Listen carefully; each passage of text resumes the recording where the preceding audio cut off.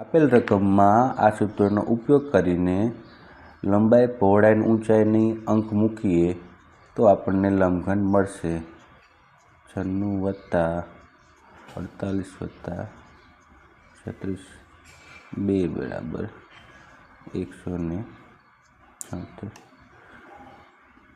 352।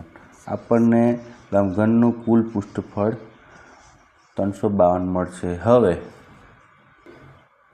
આપણને રકમમાં એમ કહ્યું છે કે દિવાલોને કલર કરવાનો છે, તો તળિયું અને છત બે બાકી રહેશે, તો એને આમાંથી પૃષ્ઠફળમાંથી બાદ કરતાં લંબાઈ ગુણ્યા પહોળાઈ એટલે 96 ગુણ્યા 2 2 1 18 ને 19।